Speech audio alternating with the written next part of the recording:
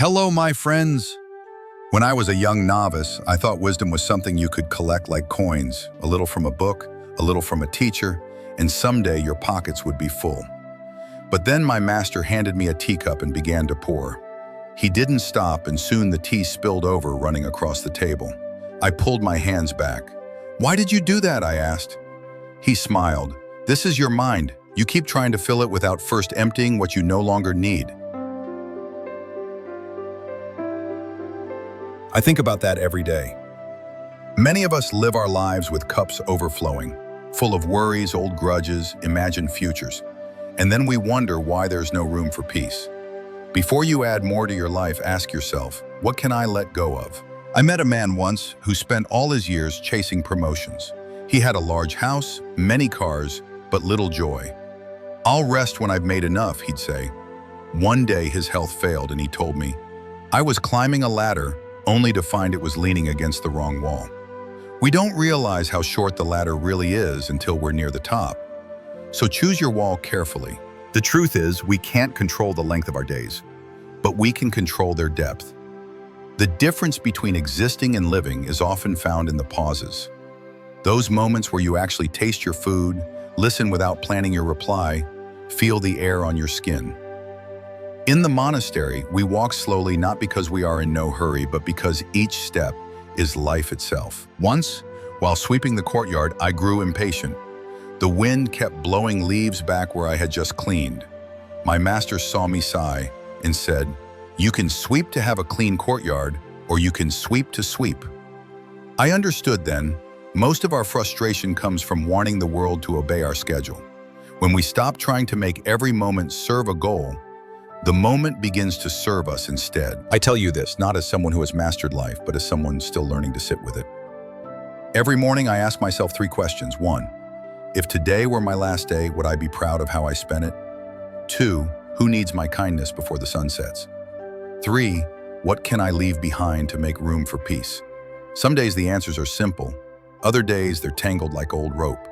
But the asking itself changes me. A monk sweeping fallen autumn leaves from a stone courtyard, each leaf in fiery reds, golds, and oranges, wind gently scattering them again. Ultra-vivid 3D hyper-realism. So, my friend, before you rush to pour more into your days, pause. Look at your cup. Empty the stale tea, the grudges, the fears, the noise, and make space for what truly nourishes you. Because a full cup cannot receive more, and a busy life cannot hear its own heartbeat. And if you forget everything I've said today, remember this. The goal is not to live longer. It is to live more deeply, so that when your last drop is poured, you can smile and say, "Ah, I drank it well." When I was young, I believed changing the world meant shouting loud enough for everyone to hear, building something so grand it could not be ignored. But the years have taught me that the world is not a single stone to be moved. It is a river, always flowing, always shifting. And the way you change a river is not by pushing the entire current, but by placing a single pebble in the right place. I remember a traveler who came to our monastery many years ago. He was restless, angry at the state of the world.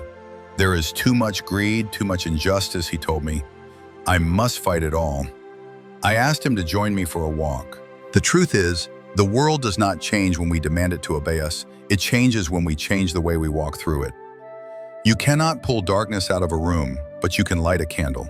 And sometimes the smallest light can show others the way to more. Once, during a winter storm, I was given the task of carrying hot tea to the elders. The path was icy, the wind sharp.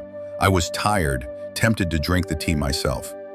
But when I reached the first elder, he smiled with such warmth that it felt as if the storm had quieted. That day I learned, kindness is not wasted. It travels farther than we see, warms people we will never meet. We often think of change as something that begins outside of us. New laws, new leaders, new systems. But in the monastery we say, the seed of the world grows in the soil of the self. If you want peace, plant it first in your own heart. If you want justice, let your actions be fair in the smallest dealings. If you want compassion, speak gently even to those who do not return your kindness. There's an old teaching. Before enlightenment, chop wood, carry water. After enlightenment, chop wood, carry water. The tasks remain the same, but the way we do them changes everything. When you sweep the floor with anger, you scatter the dust again in your heart. When you sweep with love, even the floor seems to shine longer. I am not telling you to ignore the world's pain. I am telling you that your influence is greater than you think. You will not solve every problem, but you will touch every life you meet. And each life you touch becomes a ripple. Enough ripples and the current shifts. So if you wish to make the world change, begin with the pebble you can place today. Offer a hand where you once turned away. Listen fully where you once planned your reply. Choose honesty where it is easier to remain silent. I am not telling you to ignore the world's pain. I am telling you that your influence is greater than you think.